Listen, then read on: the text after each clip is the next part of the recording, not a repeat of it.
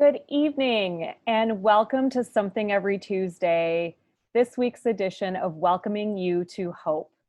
My name is Dr. Ellen Awad and I'm your host for this evening, and I'm so excited to learn along with you about understanding college classes. Before we begin, I just want to give the students on this call a few reminders. Students, you need to be checking your Hope email all the time. I mean, maybe not all the time, but on a regular basis. In your email, you will find links that will take you to the Strengths Quest assessment, which is due on Friday, as well as your advisor information survey, which is again due on Friday. And guess what else?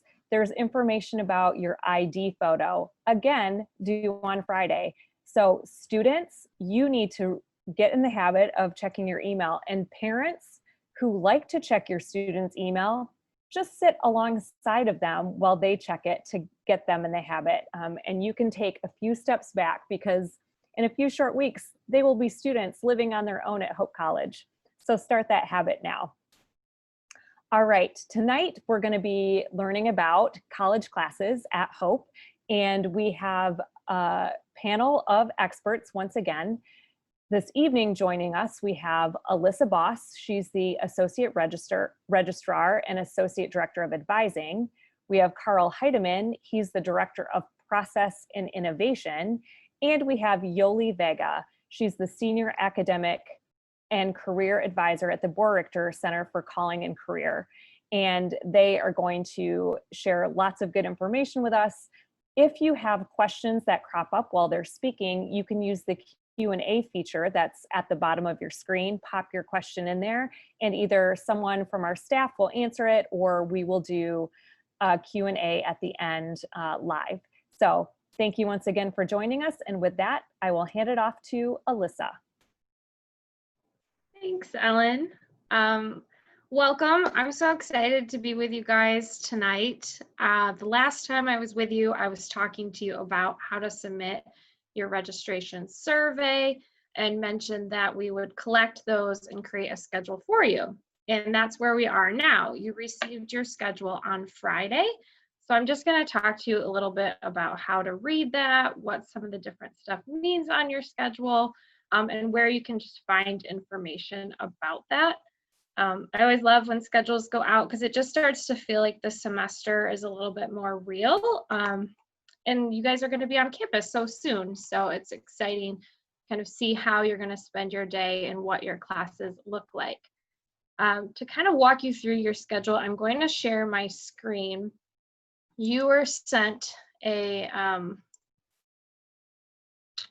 email when you received your schedule last week, Friday, and it directed you to this website as well, Understanding Your Class Schedule. So I'm going to kind of walk through this to show you the information you can find on there and talk a little bit about what everything means that you might see on your schedule. At the very top, the first section is called Reading Your Schedule. So it provides you with those instructions for how to log in and look at your schedule, where to find it. Those instructions were emailed to you as well. So you'll log into your account with your ID and PIN and follow those steps, and then you can find your schedule there. The schedule we recommend you looking at is the printable term schedule. You have a few different choices. That printable term schedule is going to show you like a weekly view of what your schedule looks like. So you'll be able to see when courses meet and when your breaks are during the week. And now keep in mind, when you're looking at that printable term schedule, you might see some courses listed at the bottom. So those courses that could be at the bottom might be courses that meet the last half of the semester, which I'll talk about in a little bit. They might be courses that don't have specific times associated with them, like private lessons, field placements, some pending placement courses. And this year it can also be online courses that don't have a specific meeting time that you have to attend. So you might see some courses at the bottom. You could also click on the detailed student schedule instead and view a list of your courses, and you can see more information that way as well. when you do look at your schedule, there's lots of different information on there to take in. And then some of those terms that we talk about with a schedule are some of that college 101 lingo that you start to pick up. Every course has a course number. There's a subject, course number, and a section number. So you'll hear us talking about that when we talk about class schedules. I'll use an example. One course that you might have is English 113. The subject you would see on your schedule is ENGL. The course number is 113. And then there'd be a section number, and the section numbers indicate different meeting times for courses that might have multiple different choices. So that section number is there. And courses also have a 5-digit number called a CRN. That is a unique number to every course. In the fall, they start with an 8. So you might see that on your schedule as well. And then you can also see meeting times, locations, and instructors. Other information you can find on this website is just a bit about how to understand the courses that are on your schedule. We have a section for course delivery methods and teaching types. This year we have in-person courses, hybrid courses, and online courses. And Carl Heidemann's going to come on after me and talk a little bit more about that. But on this website, you can click and kind of read a description of what each delivery method is. Then you can see your credits and what that means kind of for time in class. Most courses at Hope are 2 credits or 4 credits. We do have some 1 credit, 3 credit classes, but most are going to be 2 and 4. So that can change like the meeting times, if they go the whole semester or half, but you're able to see that information on your schedule as well. And then I mentioned this earlier, but we have first and last half courses. Some courses that are 2 credits will only meet for half the semester. So they might meet the first 8 weeks of the semester or the last 8 weeks. The way you can tell if it's a half semester course is if it has an A or a B after the section number, A for first half, B for last half. And those B courses, when you're looking at your printable term schedule, will be at the bottom because they're not going to start until October 6th. You'll still be registered for the same number of credits the entire semester, even if you're in a half semester class, but the course just only meets for part of the semester. And then you might see just some different types of classes on your schedule that might look a little bit confusing. Sometimes with language courses, they might have an evening conversation hour that you have to go to, or some science courses have discussion time, or you'll just see other maybe 0 credit parts of a class. Those are usually just separate because they meet at another time, and it's usually some kind of different activity that you're going to. So if you see that on your schedule and there's a time associated with it, you are going to want to attend that section, and it is part of the class. And then some of you that are music majors or taking music courses, you might see some pending placements on your schedule. There's different course numbers depending on what music course you're planning to take for ensembles or if it's piano or voice lessons. Those courses are going to require some form of audition or connection with the music department. Typically that happens during orientation or the first week of class. So you can find more info about what your expectations are there or contact the instructor of the course you're planning to enroll in to find out what you have to do for your placement there. But once you arrive to campus and you do your audition, then your schedule will be adjusted to have that class on your schedule.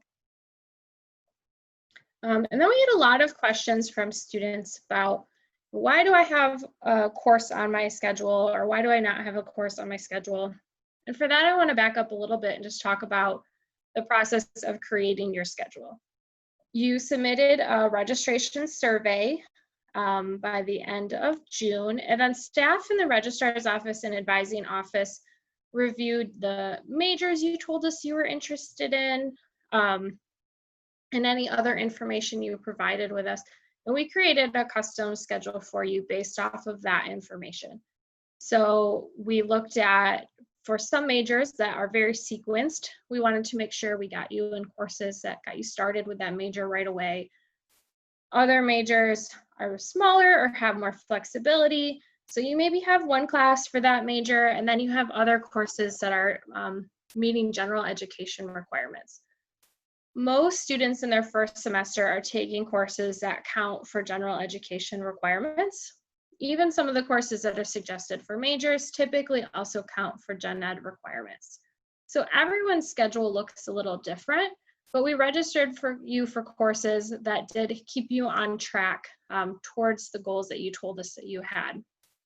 The general education curriculum is something that you'll complete throughout your time at Hope, and some students might take more in the beginning or more later, but you have like a mix of all of those classes on your schedule. And so we created something that fit with all of that. If you had a course that you requested that you didn't see on your schedule, it could be that it wasn't available or full, or perhaps it didn't fit with another course that you said you wanted. Maybe they were offered at the same time. And for courses that you see that you maybe didn't ask for, often it could be that we needed to come up with other courses to include in your schedule to get you to that 16 credits that we typically register students for. But we selected courses that were part of the general education curriculum and keep you on track. So you can read kind of more about that on the website if you'd like to. And there's some information about health professions. There's a section about time concerns. One common question we hear is, I only have 10 minutes between my classes. How am I going to get there?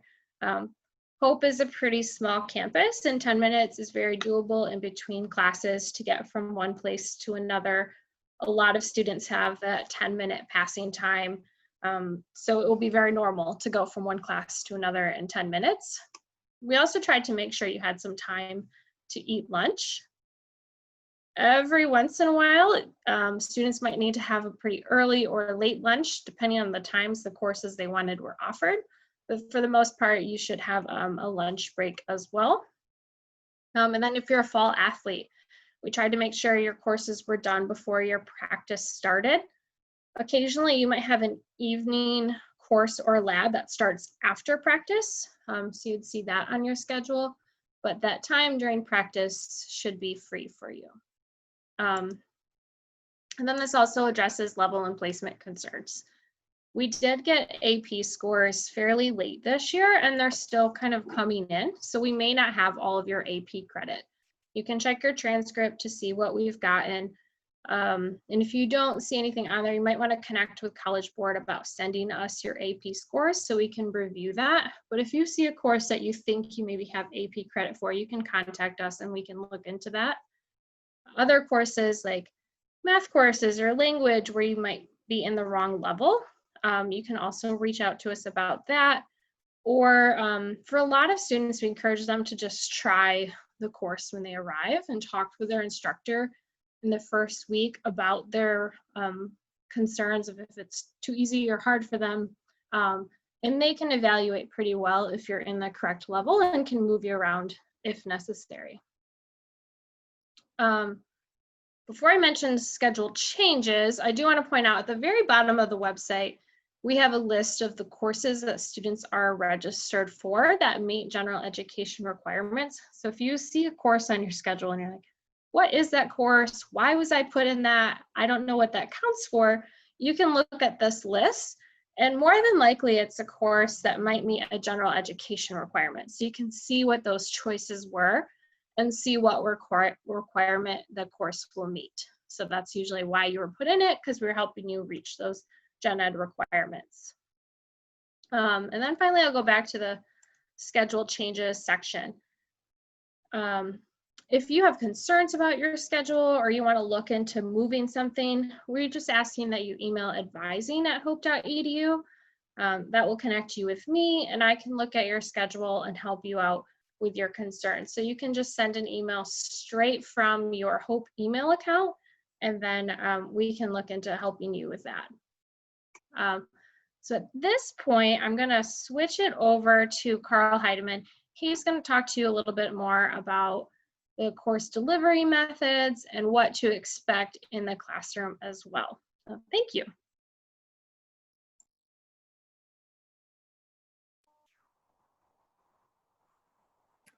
Hi.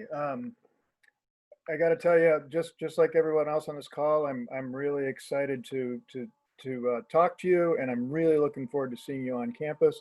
This is a special year for me because my youngest son is one of you, a freshman, a first-year student at Hope this year.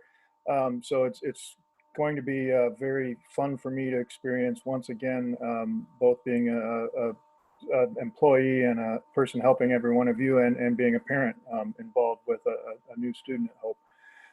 What I'm going to talk about today is a little bit, but probably the most boring part of the conversation. What are the classrooms going to look like? What safety measures are we taking? I'll talk a little bit about online and hybrid modalities as well. And then there's been quite a few questions about the bookstore, so I'll just make a couple comments about the bookstore as well. So first of all, what are the classrooms going to look like?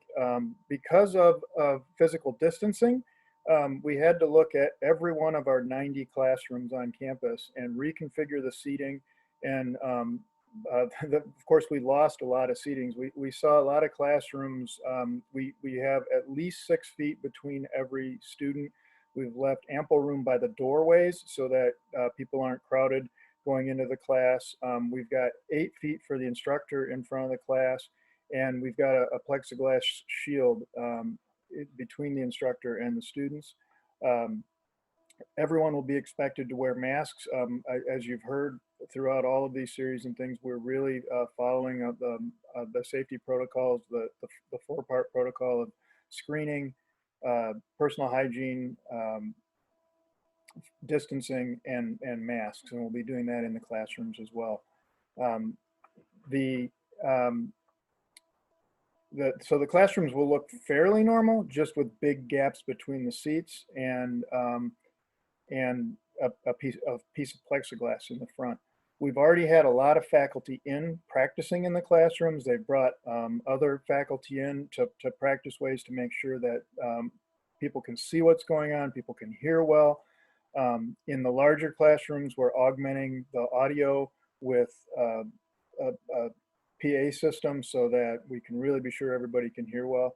Additionally, every classroom will have cameras in them so that if a student does miss class for illness or other absences, the class will be able to be recorded and the student will be able to go back to that later on.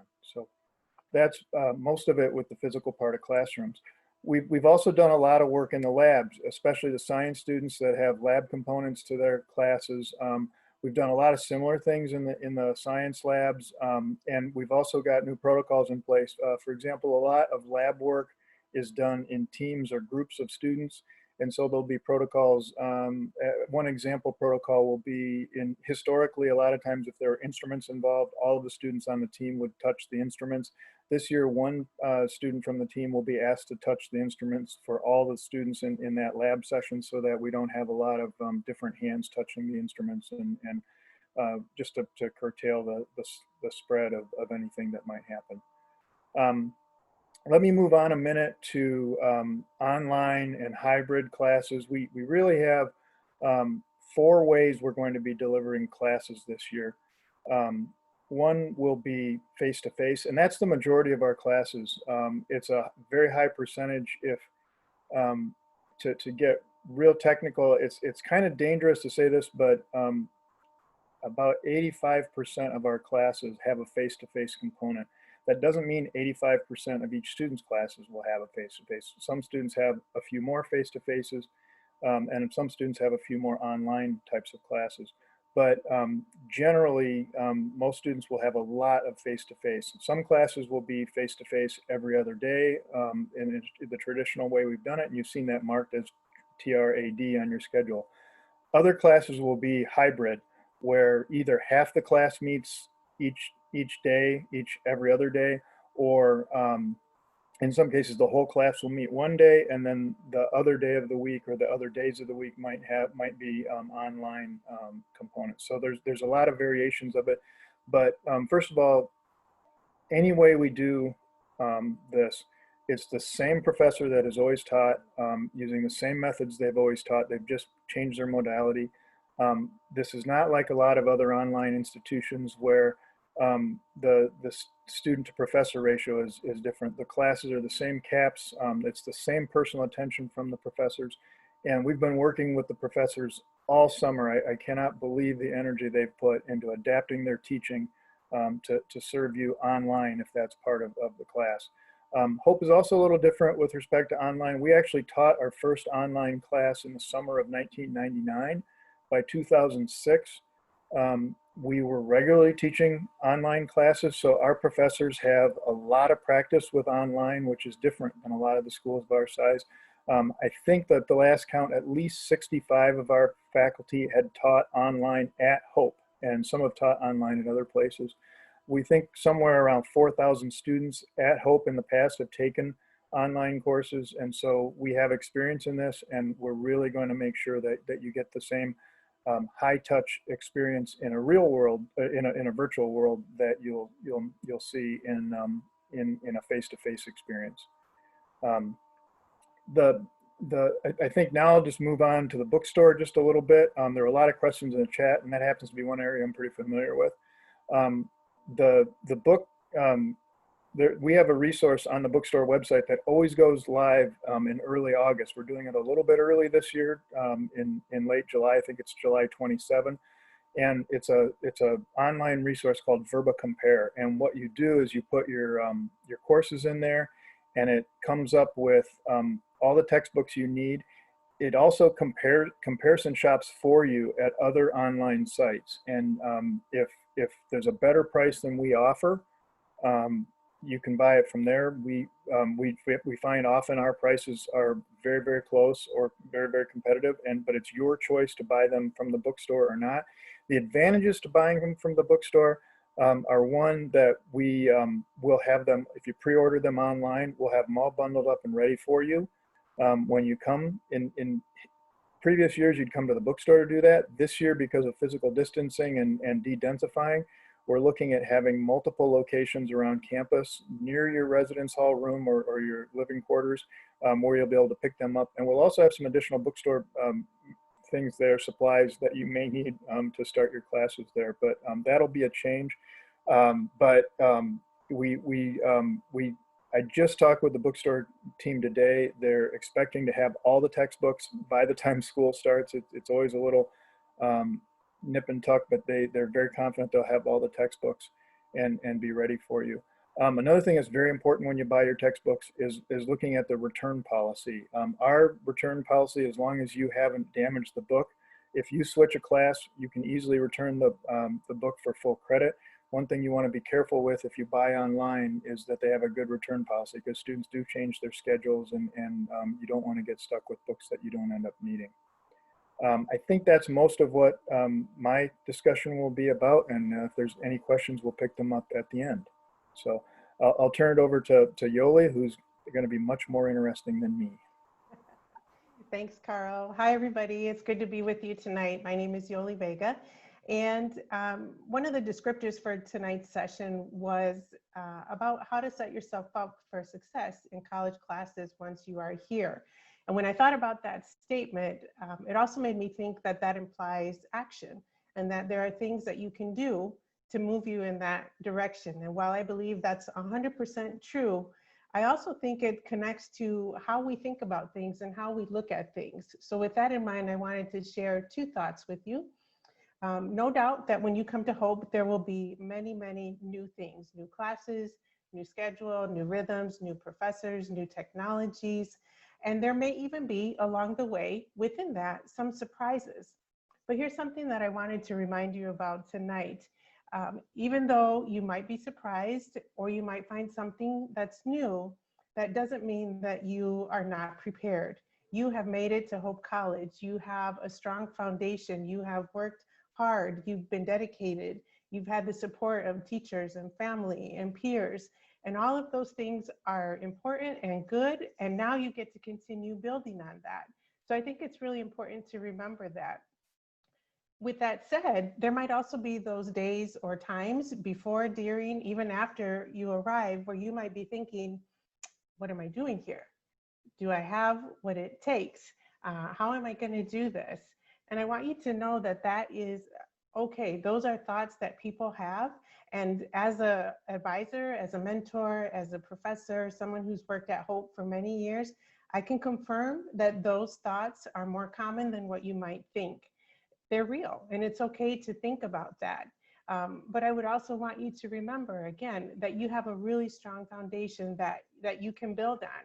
As a first generation college student, that means I was the first in my family to go to college. All of those questions were heightened for me because a lot of times I gave into the doubt versus remembering that I was focused and goal oriented and resilient, and that I had the support of my family, even if they were unfamiliar with college. And to be able to come back and think about those things, and they might be similar for you, thinking back to that and knowing that you have that strong foundation that you can keep building on. And that when you're here, it's okay to be both surprised and prepared. And that's the second thing that I wanted to share with you tonight. This idea of the both and principle. For all the years that I've worked at Hope, I have heard students say, if you ask them, why did you choose Hope College? They will often say, well, I didn't want to be a number, and I wanted to get to know my professors. Sometimes, though, that seems to be forgotten when they hit some of those bumps in the road along the way. And so I wrote down some of the statements that I've heard over the years, and I do want to share these with you. And I'm going to look at my iPad just to make sure that I get them correctly. But these are some of the things that I have heard over the years. I failed that test, and I'll never pass this course. I don't know what to major in, and I don't know how to even begin exploring. I don't even know what questions to ask or where to start getting answers. I'm overwhelmed by the reading and the homework, and I don't know how to get organized. I'm a first-gen student, and I'm not sure if anyone else is feeling like me. With this idea of both and, I'd encourage you to actually use that statement, that first part of the statement, as something that you acknowledge, that's real, that's how you're feeling at the moment, that's how things may look. But I'd encourage you to add another part to that so that those statements could be turned around. And they might sound something like this. I failed that test, and I can go talk to my professor about what I didn't understand and how to better prepare. I don't know what to major in, and I can set up an appointment at the Borger Center for Calling and Career to see what resources are available. As a staff member there, I want you to know that you can come as many times as you want, and that happens from freshman year all the way to senior year and beyond as an alumni. One other statement might be, I don't even know what questions to ask, and I can ask my academic advisor for insight. Your academic advisor will also be your first year seminar instructor. And so that's a person that you'll get to know and work very closely with throughout your entire first year and until you declare a major. This statement, I'm overwhelmed by the reading and homework, and I can visit the Academic Success Center to help me get organized. And lastly, I'm a first-gen student, and I could connect with other first-gen students, staff, and faculty through the first-gen student union group. So I happen to be one of the advisors for that group, and it's really neat to see students come together and just share about their experiences as they transition to college. We actually have in the freshman class over 100 students who identify as first gen, the first in their family to go. And we also have over 100 employees at Hope who also were the first in their family to go to college. So in a future session, you will hear more about these specific academic resources and many more that I didn't get to mention tonight. But I want you to know that this is a starting spot to be able to practice that statement and that mindset, both and. This is hard, and there are resources. I'm not sure about this, and I know that I can go ask somebody. So when I think about that transition and being successful and setting yourself up for success, those are two things that come to mind. So thanks for being with us tonight. I'm going to pass it back over to Ellen.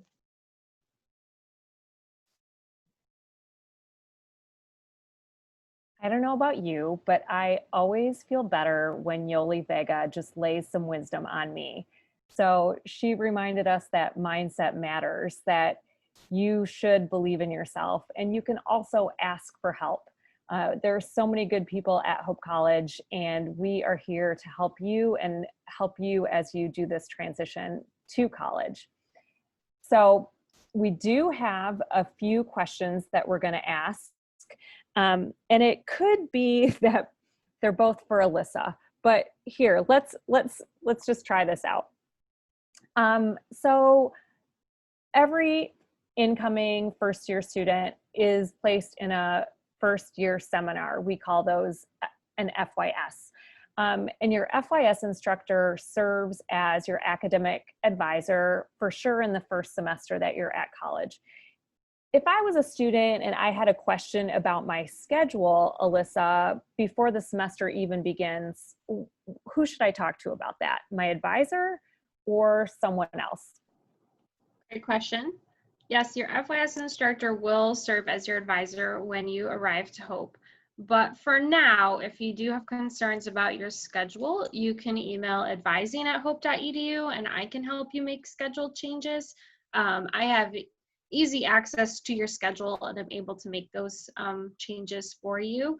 And then you'll connect with your advisor when you arrive to campus, and you can share some schedule concerns if you have any left when you arrive. But for now, it would be good to connect with them. And one other thing I do want to mention about first year seminars, you'll see a section number. I talked about section numbers earlier next to your IDS 100. That's the course number for first year seminar.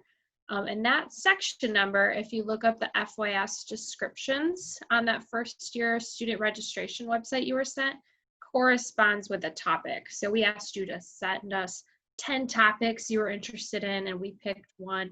So if you're like, what topic did I end up with? You can match up that section number with the title. And you can find that right on the website. Is that correct, Alyssa? Yeah, so in the Tuesday tidings, back when we were asking you to submit that registration survey, you were also sent a website. It's called like First Year Student Registration. And under the Gen Ed requirement link, you can see the descriptions for the first year seminars. Awesome. The great thing about Hope College is that you get to do a first year seminar, and as a liberal arts institution, you get to start exploring different ways of thinking and being in that class. I kind of wish I could take a first year seminar this year, another time. Okay, next question. What does it mean if the class time on my schedule says TBA or doesn't list a time? I think that's also for Alyssa. Yes, another great question. So the first thing to look at when you see that TBA is that course delivery method.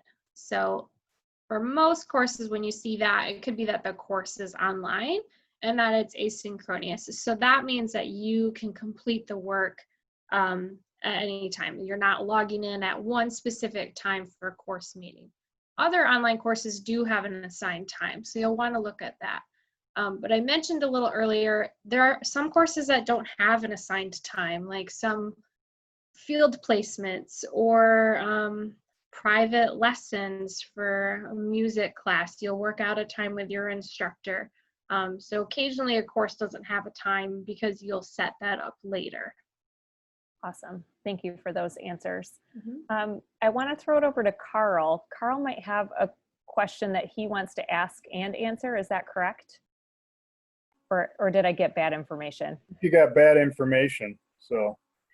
Can you just tell me one more time, Carl, since you're on unmuted, if I need to order my books, where do I look for that information and how soon will it be ready to go? You go to the bookstore's website from the Hope website, and there's a link for textbooks. And under that textbook site, there's a thing called Verba Compare. I don't remember the exact URL of it, but Verba Compare. And that's where you put in your course information, and then it pops up every textbook you need. And it also pops up prices from our bookstore and the 2 best prices that it could find on the internet. Awesome. Yep. What a great tool. And you don't even have to leave your home to get your textbooks. This feels awesome to me. I think that's it for our questions. I just want to say thank you to the panelists for being here this evening. I learned a lot. I was reminded of a lot of things, and I got so excited for all of our new students and what they will experience this fall at Hope. So thank you for that. I also want to just share a few reminders. So families and students, you are invited to another session this week if you're interested. You can tune in on Thursday from 7 to 8:30. You should have received an invitation in email about this, and you do have to register for the event. It's a student and family meeting, and that is for all students and all families that are a part of Hope College right now. Some of the information might be repeat information if you've tuned into our Something Every Tuesday series, but we really encourage you, if you'd like to hear from President Matt Scogan or Provost Katie Short-Thompson, among some others, to tune in on Thursday night for that event. Then next week, Yoli foreshadowed this, but our Something Every Tuesday Welcoming You to Hope event next week is about accessing academic resources. So if you're nervous about your writing skills or a little bit worried about if you might need a tutor, those kinds of things, if you are somebody who has a disability, you should tune in next week, Tuesday night, Something Every Tuesday, same time, different Zoom link, but you can find us here online, helping you transition to Hope College. Thanks so much for being here, and we hope you have a great rest of your night.